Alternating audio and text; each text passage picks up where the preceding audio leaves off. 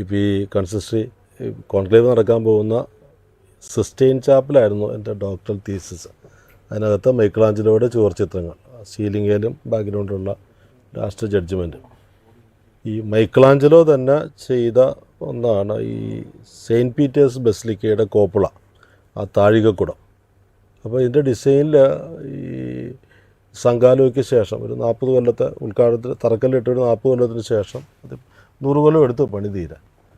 അപ്പോൾ ഈ വിഷ്വൽസൊക്കെ കാണുമ്പോൾ നമുക്ക് ഏറ്റവും ഒന്ന് പ്രിയപ്പെട്ടതായിട്ട് തോന്നുന്നത് ഇതിന് അടിയിൽ വേറൊരു ബസിലിക്ക ഉണ്ടായിരുന്നു. എന്ന് പറഞ്ഞാൽ 1939 ഫെബ്രുവരി 9-ാം തീയതിയാണ് ഈ പിയൂസ് 11 മരിക്കുന്നത്. അപ്പോൾ പിയൂസ് 11 അപ്പം മരിച്ചു കഴിഞ്ഞപ്പോഴത്തേക്കും ഒരാശയം വന്നത്, ഇപ്പോൾ ഇതിന് നമ്മൾ ചെന്ന് കഴിഞ്ഞാൽ ഇപ്പോൾ പരിശുദ്ധ പിതാവിൻ്റെ ബോഡി വെച്ചേക്കുന്നതിൻ്റെ തൊട്ട് പുറകെ പേപ്പൽ ഓൾട്ടറുണ്ട്. അതിൻ്റെ അടിയിൽ സെയിൻറ്റ് പീറ്ററിൻ്റെ റെലിക്ക് വെച്ചിട്ടുണ്ട്. നമുക്ക് ഈ നമ്മൾ ബസിലിക്കയിലേക്ക് നോക്കി നിൽക്കുമ്പോൾ റൈറ്റ് ഹാൻഡ് സൈഡിൽ കൂടെ പോയാൽ കോപ്പളയിൽ കയറാനുള്ള സ്ഥലവും അതുപോലെ അടിയിലേക്ക് പോകാനുള്ള സ്ഥലമുണ്ട്. അവിടെ ചെന്ന് കഴിഞ്ഞാൽ ഈ റെലിക്ക് വരെ നമുക്ക് പോകാം. ഈ റെലിക്ക് കഴിഞ്ഞിട്ട് അവിടെ നല്ലൊരു ഹോളാണ്. അവിടെയാണ് ജോൺ പോൾ സെക്കൻഡ് അടക്കിയത്, അല്ലെങ്കിൽ ബെനഡിക്ട് 16 പാപ്പ ടൂബിൽ തന്നെയാണ് അടക്കിയത്. അപ്പോൾ പരിശുദ്ധാക്കന്മാരെല്ലാം ഇതുണ്ട്, ആ ഗ്രോട്ടോയിലുണ്ട്. അവിടെ ആയിരുന്നു ഫ്രാൻസിസ് പാപ്പയെ അടക്കേണ്ടത്.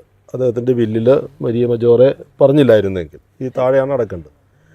അപ്പോൾ അവിടെ ഇരിക്കുമ്പം ഈ 1939 ശേഷം തോന്നിയൊരു കാര്യം, ഇതിനാകെ 8 അടി ഹൈറ്റേ ഉള്ളൂ, ഒരു ചെറിയ മുറിയുടെ ഹൈറ്റേ ഉള്ളൂ. ചെറിയ മുറിക്ക് നമുക്ക് 10 അടി ഹൈറ്റ് ഉണ്ടല്ലോ. അപ്പോൾ അതിൽ ഇച്ചിരിയും കൂടെ ഹൈറ്റ് ഉണ്ടെങ്കിൽ ആ വലിയ ഹോളിനകത്ത് നമുക്ക് കുർബാനയില്ലല്ലോ എന്നുള്ളൊരു ചിന്ത വന്നായിരുന്നു. അപ്പോൾ അതിൻ്റെ ഹൈറ്റ് മുകളിലേക്ക് കൂട്ടാൻ പറ്റില്ല, ഈ പടുകൂറ്റൻ ബസിലിക്കയാണ് മുകളിൽ നിൽക്കുന്നത്. പിന്നെ ചെയ്യാവുന്നൊരു സാധ്യത താഴോട്ട് കുഴിക്കാം. അപ്പോൾ അങ്ങനെ താഴോട്ട് കുഴിച്ചൊരു 1.5-2 മീറ്റർ താത്താനായിരുന്നു പ്ലാൻ ചെയ്തത്. ഏതാണ്ട് ഒരു 3 അടി താത്തിയപ്പോഴത്തേക്കും അവിടെ വേറെ കെട്ടിടങ്ങളുടെ അവശിഷ്ടം കണ്ടു. അപ്പോൾ അത് എക്സ്കവേഷൻ നടത്തി, അത് ചെകഞ്ഞ് മാറ്റുന്നു. അപ്പോൾ എൻ്റെ ഒരു കോഴ്സ് ചെയ്തത് ഇതിൻ്റെ അടിയിൽ ഇപ്പോൾ ഈ പറഞ്ഞ ഉത്ഖനനം നടക്കുന്ന സ്ഥലത്തായിരുന്നു ഒരു ആർക്കിയോളജിക്കൽ സ്റ്റഡി നടത്താൻ പറ്റിയത്. അപ്പോൾ നമ്മൾ നോക്കി നിൽക്കുമ്പോൾ തന്നെ ഇതിനകത്തുനിന്ന് ചിലയിടത്തുനിന്ന് ഒരു ശവം കണ്ടുപിടിച്ചെടുക്കുന്നു. അപ്പോൾ 10,000, 2,500, 3,000 കൊല്ലം പഴക്കമുള്ള ബോഡിയായിരിക്കും. നമ്മൾ ചിലത് ഫോട്ടോ എടുക്കുമ്പോൾ എന്നോട് പ്രൊഫസർ കർശനമായിട്ട് പറഞ്ഞിട്ടുണ്ട്, അതൊന്നും എടുക്കരുത്, അത് ഇന്നയാളുടെ പ്രോപ്പർട്ടിയാണ്. ഈ കൂടെയുള്ള ആർക്കിയോളജിസ്റ്റുകൾ, ഡോക്ടർമാർ, പല ടെസ്റ്റ് നടത്താൻ പറ്റുന്നവർ, എൽഡേഴ്സാണ് എല്ലാവരും ഈ കോഴ്സ് ചെയ്യുന്നവർ. അപ്പോൾ ഇതിൻ്റെ അടിയിൽ പഴയൊരു ബസിലിക്ക, അത് കോൺസ്റ്റൻറ്റൈൻ ബസിലിക്ക ആയിരുന്നു. ഈ കോൺസ്റ്റൻറ്റൈൻ ബസിലിക്ക മണ്ണിട്ട് നികത്തിയിട്ടാണ്, അത് സത്യത്തിൽ കോൺസ്റ്റൻറ്റൈൻ മാനസാന്തരപ്പെട്ട് ക്രിസ്ത്യാനി ആയിക്കഴിഞ്ഞപ്പം പണിത് വെച്ചിരുന്നൊരു ബസിലിക്ക. ആ ബസിലിക്കയുടെ സ്ട്രക്ചർ ഇപ്പോൾ നെറ്റിലൊക്കെ നോക്കിയാൽ നമുക്കത് കിട്ടും. അവിടെ 46 തൂണുകളുണ്ടായിരുന്നു, അത് 4 ലൈനായിട്ട് നിൽക്കുന്നു. പിന്നെ ഏറ്റവും അടിയിൽ കൊൺഫെസിയോ എന്ന് പറയുന്ന ഹിയർ പീറ്റർ ഈസ് എന്ന് പറയുന്നത് ഇവിടെ പത്രോസ് ഉണ്ടെന്ന് പറഞ്ഞ് എഴുതി വെച്ചിരിക്കുന്ന ഒരു സ്ഥലം. അതിൻ്റെയൊക്കെ മോഡൽ ഇപ്പോൾ നമുക്ക് കാണാൻ പറ്റും. അപ്പോൾ അതിന് ചുറ്റും ഒരു പിരിയൻ തൂണുകൾ ഒരു 12 ഉണ്ടായിരുന്നു. അതിൻ്റെയൊക്കെ ഡയഗ്രാം ലഭ്യമാണ്. അത് ഈ ലേറ്റസ്റ്റ് ആയിട്ട് നമ്മൾ കണ്ടുപിടിച്ച കാര്യമാണ്. അപ്പോൾ അവിടെ സെൻറ്റ് പീറ്ററിന് ഒറിജിനലായിട്ട് അടക്കിയ സ്ഥലം, അതിൻ്റെ മുകളിലാണ് ഇപ്പോൾ നമ്മൾ ബസിലിക്കയുടെ അടിയിൽ കാണുന്ന ഈ പരിശുദ്ധ സെൻറ്റ് പീറ്ററിൻ്റെ റെലിക്കിരിക്കുന്നത്. അതിൻ്റെ അടിയിൽ നടക്കുന്ന കാര്യമാണ് ഈ പറയുന്നത്. അപ്പോൾ നമ്മളവിടെ പട്ടാളക്കാർക്ക് ആദ്യം നിൽക്കുന്നിടത്ത് പ്രൊഫസറേയും സ്റ്റുഡൻസിനെയും നമ്മളകത്തേക്ക് ഇറക്കി വിടും, കഴിയുമ്പോൾ നമ്മൾ കയറ്റി വിടും. അതിനകത്ത് നമ്മളങ്ങനെ ചെയ്തുകൊണ്ടിരുന്നു. അപ്പോൾ ഇതിൻ്റെ മുകളിൽ ഇത് പണിയാൻ ഉള്ള കാരണം സെൻറ്റ് പീറ്ററിന്, ഇപ്പോൾ നമ്മളിവിടെ ചെല്ലുമ്പോൾ സെൻറ്റ് പീറ്റർ ബസിലിക്കയിലേക്ക് നോക്കിയാൽ ഈ വത്തിക്കാൻ സ്ക്വയറിൽ ഇപ്പോൾ കുർബാനയ്ക്ക് ചെല്ലുമ്പോൾ ലെഫ്റ്റ് സൈഡിലേക്ക് നോക്കിയാൽ സ്വിസ് ഗാർഡ് നിൽക്കുന്നിടത്തോടെ ശകലം മുമ്പോട്ട് കയറിയാൽ അവിടെ ഒരു അടയാളം വെച്ചിട്ടുണ്ട്, അവിടെ ഒബ്ലിസ്ക് നിന്നിരുന്നു എന്ന് പറയും.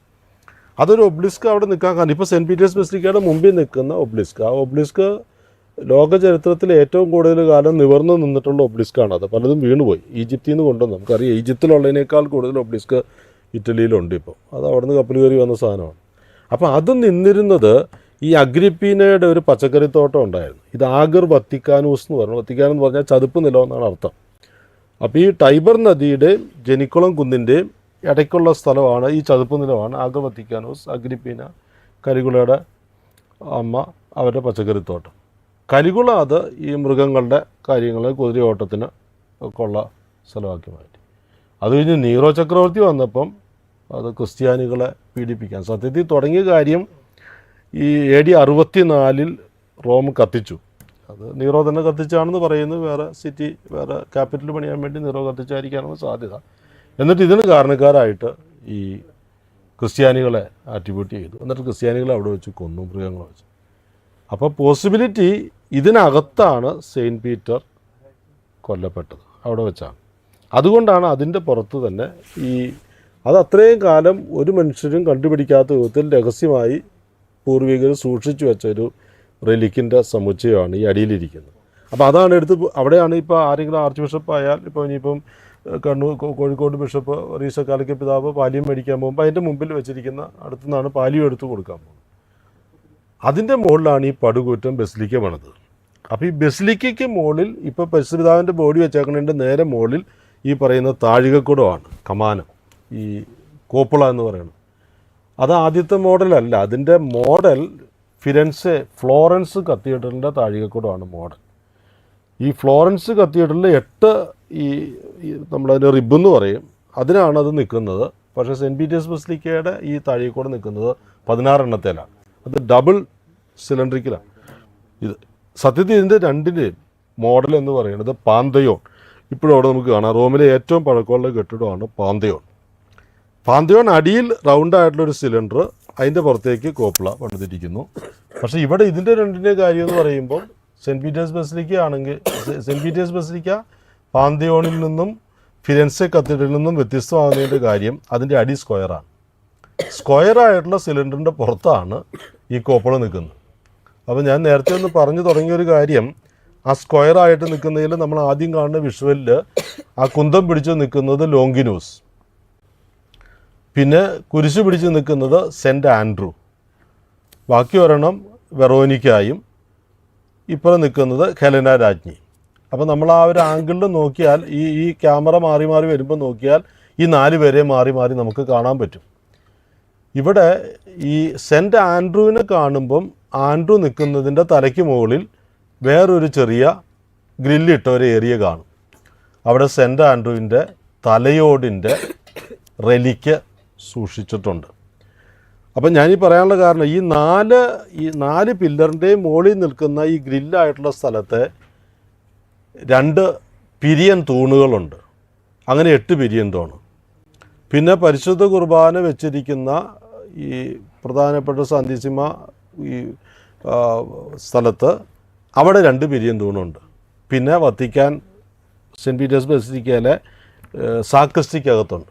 എന്ന് പറഞ്ഞാൽ ഈ 4-ാം നൂറ്റാണ്ടിലെ കോൺസ്റ്റൻറ്റൈൻ ബസിലിക്കയിൽ അതിവിശുദ്ധ സ്ഥലത്ത് സൂക്ഷിച്ചിരുന്ന ആ പിരിയൻ കൽത്തൂണുകൾ 12 എണ്ണവും ഈ സെൻറ്റ് പീറ്റേഴ്സ് ബസിലിക്കയിൽ റീയൂസ് ചെയ്തിട്ടുണ്ട്. അതുപോലെ തന്നെ മറ്റേ 46 പില്ലേഴ്സ് പലയിടങ്ങളിൽ. അപ്പം ഞാൻ എൻ്റെ ഒരു റിസർച്ച് പേപ്പർ പോലെ എഴുതിയത് ഈ 12 എണ്ണം ഐഡൻറ്റിഫയബിളായിട്ട് ചെയ്ത് എടുക്കാൻ വേണ്ടിയായിരുന്നു. ഈ 4 സഭയിലെ ഏറ്റവും പ്രധാനപ്പെട്ട റെലിക്കുകൾ ആണ് സൂക്ഷിച്ചിരിക്കുന്നത്. ഒരെണ്ണം ലോങ്കിനോസിൻ്റെ കുന്തം എന്ന് പറഞ്ഞാൽ ഈശോയെ കുത്തിയ കുന്തം.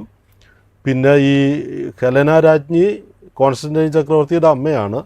വിശുദ്ധ ഹെലന രാജ്ഞിയാണ് അവിടെ പോയി പലസ്തീനയിൽ പോയി ഈശോയുടെ കുരിശ് കണ്ടുപിടിച്ചെടുത്തത്.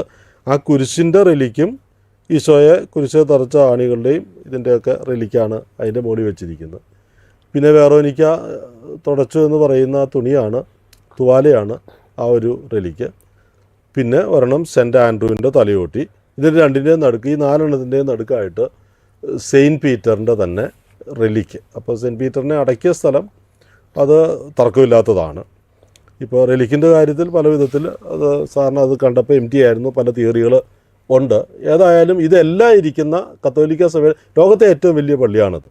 അപ്പോൾ അതിൻ്റെ ഈ കോപ്പിളയിൽ നമുക്ക് കയറാം. 360 അടി ഹൈറ്റിൽ ചെന്ന് കയറി അത്രയും ഉയരത്തിൽ നിൽക്കുന്ന ആ കോപ്പിള ഈ പുറത്തുനിന്നുള്ള വിഷ്വൽ നമുക്കിപ്പോൾ കാണാം. പക്ഷേ സെൻറ്റ് പീറ്റേഴ്സ് ബസിലിക്കയിൽ ഒബ്ലിസ്ക് നടുക്ക് നിൽക്കുന്ന ഒബ്ലിസ്കിൻ്റെ അടുത്ത് നിന്നാൽ സെൻറ്റ് പീറ്റേഴ്സിൻ്റെ കോപ്പിള കാണാൻ പറ്റില്ല, ഈ ഫ്രണ്ട് മാത്രമേ കാണാൻ പറ്റുള്ളൂ.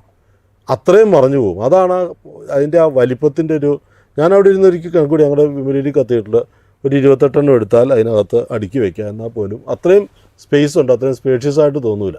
കയറിനടുത്ത് വലത് ഭാഗത്താണ് മൈക്കിളാഞ്ചലോയുടെ ഏറ്റവും ക്ലാസിക്കൽ വർക്ക് പിയത്ത ഇരിക്കുന്നത്. അത് അന്ന് കഴിഞ്ഞപ്പോഴത്തേക്കും രാത്രി പിറ്റേ ദിവസം ആളുകൾ കണ്ടപ്പോൾ മൈക്കിളാഞ്ചലോ 24 വയസ്സുള്ള മൈക്കിളാഞ്ചലോ കാണാൻ വന്നപ്പോൾ ഇത് ആരാന്ന് ചോദിച്ചപ്പോൾ വേറെ ആരുമാണെന്ന് പറയാണ്.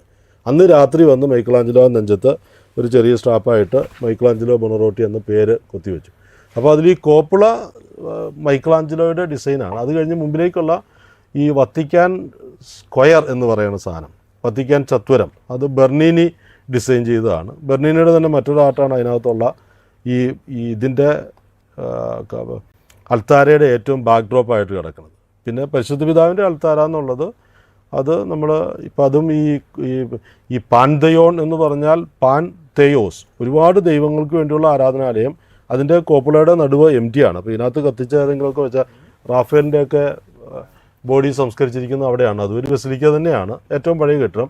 പക്ഷേ അതിൽ നിന്നുള്ള ബ്രോൺസാണ് മുഴുവൻ ഇതിനകത്ത് ഉപയോഗിച്ചിരിക്കുന്നത്. അപ്പോൾ സെൻറ്റ് പീറ്റേഴ്സ് ബസിലിക്ക, അപ്പോൾ സത്യത്തിൽ പരിശുദ്ധ പിതാവിന് വേണ്ടി ബലിയർപ്പിക്കപ്പെടേണ്ടത് അതിനകത്താണ്. വത്തിക്കാൻ കൗൺസിലൊക്കെ കൂടിയത് സെൻറ്റ് പീറ്റേഴ്സ് ബസിലിക്കയ്ക്ക് അകത്താണ്.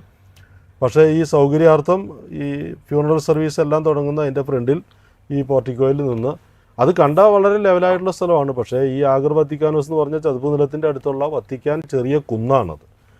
ആ ഒരു കുന്നിന് ഒരു 8-9 മീറ്റർ 10-20 അടി വ്യത്യാസമുണ്ട്. അത് ലെവലാക്കിയിരിക്കുന്നു. അതിൻ്റെ അടിയിലെ പഴയ ഇതിൻ്റെ സ്ട്രക്ചർ നമുക്ക് ഈ ഡയഗ്രത്തിൽ നിന്ന് കിട്ടും. അപ്പോൾ ചുറ്റും ഒന്ന് നടന്നു കഴിഞ്ഞാൽ നമുക്ക് ഈ കാര്യങ്ങളത് മനസ്സിലാക്കാം. അതിൻ്റെ അടിയിലും ഒന്ന് കയറി അതിനുശേഷം കോപ്പളയിൽ കയറിയ കോപ്പളയുടെ അകത്തുനിന്ന് നമ്മൾ നോക്കുമ്പം ബസിലിക്കകത്ത് ഈ നടക്കുന്ന ആളുകൾക്ക് ചെറിയ ഉറുമ്പ് കൊണ്ടുപോകണം നമുക്ക് തോന്നും. ആ ഏറ്റവും മുകളിൽ നിന്ന് തോന്നിക്കഴിഞ്ഞാൽ അതിന് ചുറ്റും നടക്കാം. പിന്നെ കോപ്പളയുടെ അകത്തൂടെ കയറി മേളിൽ നിന്നിട്ട് പുറത്തേക്ക് നോക്കാം. വത്തിക്കാൻ്റെ ഏറ്റവും മനോഹരമായ വിഷ്വൽ കിട്ടുന്നത്. റോമിലൊക്കെ എപ്പോഴെങ്കിലും പോയാൽ നിർബന്ധമായും കയറേണ്ടത്. കയറാൻ മടിയാന്നൊക്കെ പറഞ്ഞ് ആളുകളെയൊക്കെ ഞാൻ ടൂറിസ്റ്റ് ഗൈഡ് പോലെ അവിടെ നിന്നിട്ടുണ്ട്. നിർബന്ധിച്ച് നമ്മൾ കയറ്റിയിട്ടുണ്ട്. ഏറ്റവും സുന്ദരമായ ഒരു ദേവാലയം, ഒരു പള്ളി എന്ന് പറയുന്നത് എന്താണെന്ന് അത് ഒരു രാജാവിൻ്റെ സിംഹാസനമാണ്. ആളുകളുടെ ഒരു ഒന്നുമല്ല. ഏറ്റവും നമുക്ക് പ്രധാനപ്പെട്ട ഇടമാണ്, ഏറ്റവും പ്രിയപ്പെട്ട ഇടമാണ്. അത് ഏറ്റവും സുന്ദരമായിട്ട് തന്നെ സൂക്ഷിക്കുക എന്നുള്ളത് ആ ഒരു അർത്ഥത്തിൽ ഏറ്റവും എൻറിച്ചിങ് ആയിട്ടുള്ളൊരു പള്ളിയാണ് കാണാൻ. പിന്നെ അതിൻ്റെ ഫ്രണ്ട് ഡോറ് തന്നെ, ഈ സെൻട്രൽ ഫ്രണ്ട് ഡോർ എന്ന് പറയുന്നത് ഈ പഴയ കോൺസ്റ്റൻറ്റൈൻ ബസിലിക്ക, അത് തന്നെ ഒരു പടുകൂറ്റൻ സ്ട്രക്ചറായിരുന്നു. പക്ഷേ ആ സ്ട്രക്ചറിൻ്റെ സ്റ്റൈല് മുഴുവൻ ഇപ്പോൾ 15-ാം നൂറ്റാണ്ടിൽ വന്നപ്പോൾ ബാറോക്ക് സ്റ്റൈലിലേക്ക് മാറി. പിന്നെ ഈ 4 ബസിലിക്കകളിൽ ഈ മറ്റേ ഇതുള്ളത് ലാറ്ററൻ ബസിലിക്ക റോമിൻ്റെ കത്തീഡ്രലാണ്. ബാക്കി ഈ saint Paul outside the wall, അതാണ് ഒരു ഈ പറയുന്ന നമ്മുടെ ഗായൂസിൻ്റെ ട്രോഫി എന്ന് പറയുന്നത്. ഗായൂസ് എന്ന് പറയുന്ന ഒരു സഭാംഗം പ്രോക്ലോസ് എന്ന് പറയുന്ന ഒരു സഭാവിരുദ്ധനെ കേസരിയായിലെ എവ്സേബിയൂസ് 4-ാം നൂറ്റാണ്ടിൽ രേഖപ്പെടുത്തുന്ന ഒരു കാര്യമാണ്. 2-ാം നൂറ്റാണ്ടിലെ ഒരു തർക്കം. അപ്പോൾ ഗായൂസ് പറയുന്നത്, നിനക്ക് ഞാൻ ഈ സഭയെ പടുത്തുയർത്തിയവരുടെ ട്രോഫി വിജയസ്തംഭം കാണിച്ചു തരാം. അപ്പോൾ അതെന്താ വിജയസ്തംഭം? നീ ഒന്നില്ലെങ്കിൽ വത്തിക്കാനിലേക്ക് വാ, അല്ലെങ്കിൽ ഓസ്റ്റിയൻ വഴിയിലേക്ക് വാ.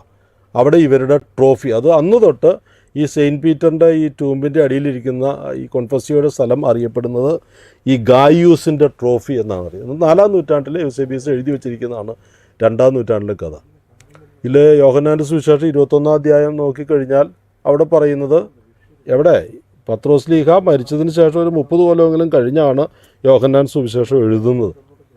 അപ്പോൾ പറയുന്നത് നിൻ്റെ കൈ നീട്ടും, എന്നിട്ട് ആരെങ്കിലും നിൻ്റെ അര മുറുക്കും, നിനക്കിഷ്ടമില്ലാത്തടുത്ത് അവർ കൊണ്ടുപോകും. എന്നിട്ട് പത്രോസിൻ്റെ സഹപ്രവർത്തകനായ യോഹന്നാൻ അതിൻ്റെ അടിയിൽ എഴുതി വയ്ക്കുന്നു. പത്രോസ് മരിച്ചതിന് ശേഷം എഴുതുമ്പോൾ എഴുതി വയ്ക്കുന്നു, ഏത് വിധത്തിലുള്ള മരണത്താലാണ് പത്രോസ് ദൈവത്തെ മഹത്വപ്പെടുത്താനിരിക്കുന്നതെന്ന് കാണിക്കാനാണ് അവനത് പറഞ്ഞത്.